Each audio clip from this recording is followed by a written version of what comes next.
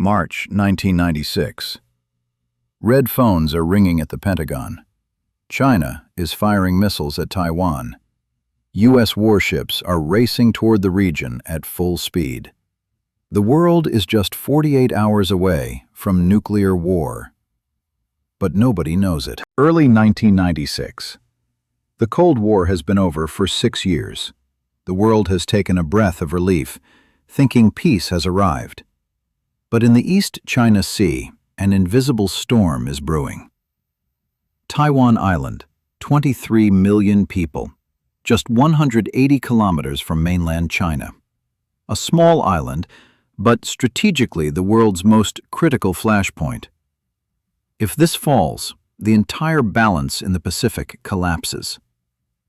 In March 1996, Taiwan is about to hold its first ever democratic presidential election. The people will choose their own leader. It looks like a normal democracy story. But there's one man, Lee Teng-hui, China's worst nightmare. Lee advocates for Taiwan's independence. For Beijing, this means crossing the ultimate red line. According to the Chinese Communist Party, Taiwan is already part of China, and that will never change. Leader Jiang Zemin in Beijing organizes a meeting. At the table, generals, intelligence chiefs, Communist Party officials. Everyone is asking the same question. What do we do if Lee wins? The answer becomes clear. We must intimidate the Taiwanese. Show them that if they declare independence, the price will be heavy. July 1995. The first warning shots are fired. China launches missiles into waters north of Taiwan. The world is shocked, but nobody intervenes. China takes note and prepares for the real storm. But there's one variable in China's plan: America. March 8, 1996. Early morning hours. The People's Liberation Army begins large-scale military exercises in the East China Sea. This isn't an ordinary drill. China is conducting missile tests targeting Taiwan's 2 major ports.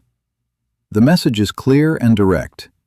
If you declare independence, we can close your ports. Trade stops. Your economy collapses. Millions starve. Missiles in the air. The Taiwan Strait has become a war zone. 40% of world trade passes through this narrow waterway.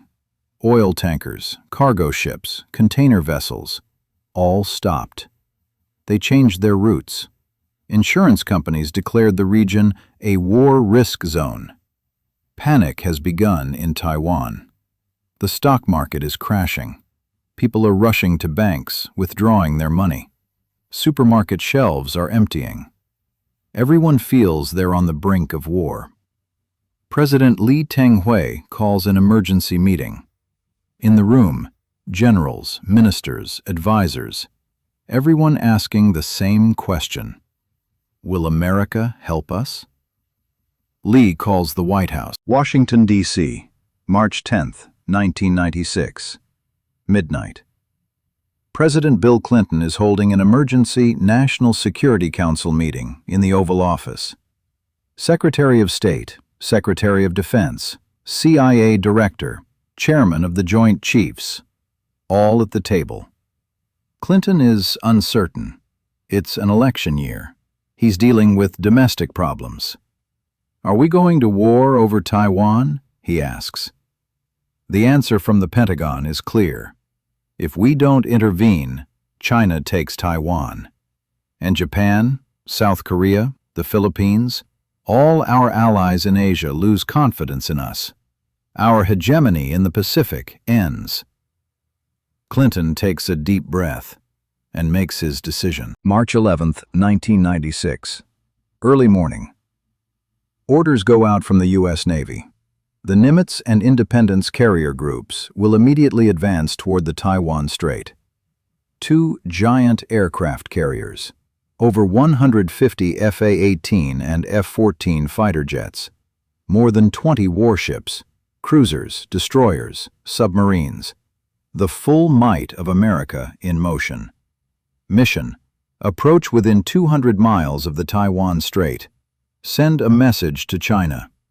You can get this close. Take one more step and face the consequences.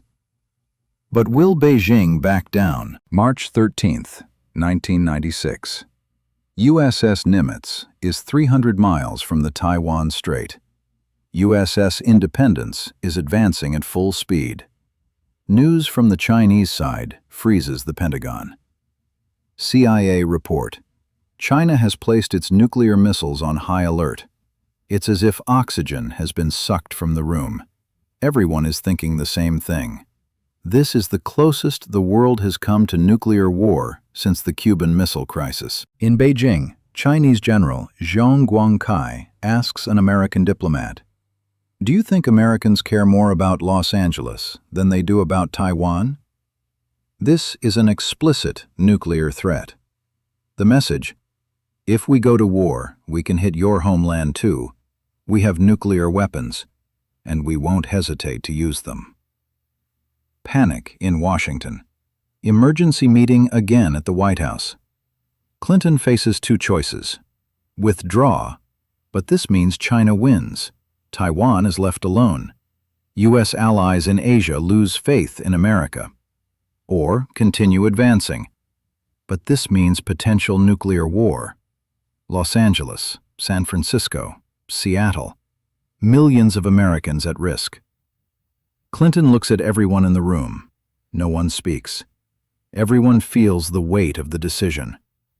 And Clinton makes the final call.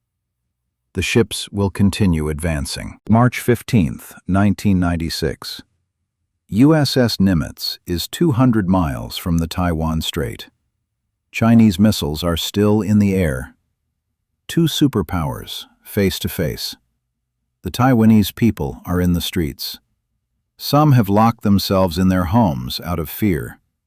Others have taken to the streets, shouting, "We're not afraid." There's a spirit of defiance in the air. Panic begins in the Chinese military. Commanders look at each other. America actually came. What do we do now? Jiang Zemin holds an emergency meeting in Beijing. Two options on the table. Withdraw, but this means admitting China is weak, losing power in domestic politics.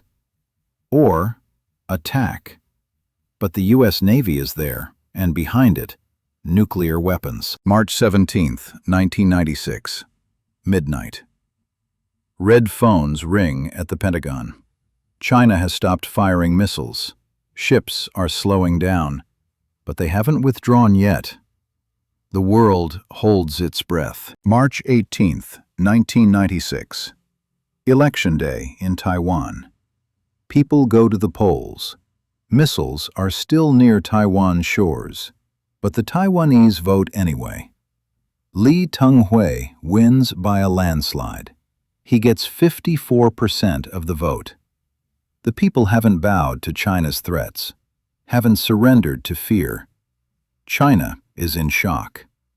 America breathes a sigh of relief. March 25th, 1996. China officially ends its military exercises. Missiles are withdrawn. Ships return to ports. USS Nimitz and USS Independence slowly leave the region. Nuclear war has been averted at the last moment. The world has narrowly escaped, but everyone knows this is just a postponed war. The real war will come later. The 1996 Taiwan crisis ended, but China learned a lesson. We couldn't stand up to the U.S. Navy. This will never happen again. From that day forward, China began the largest military expansion in its history. Military budget increased by 10 to 15% annually. New aircraft carriers were built. Hypersonic missiles were developed. The DF-21 and DF-26 missiles, known as carrier killers, went into production. By 2024, the Chinese Navy surpassed the U.S. in number of ships. Over 350 warships, the world's largest navy. And China is preparing to take Taiwan. But this time, The U.S. might not be able to intervene so easily. Imagine, tomorrow, if China attacks Taiwan, what will America do?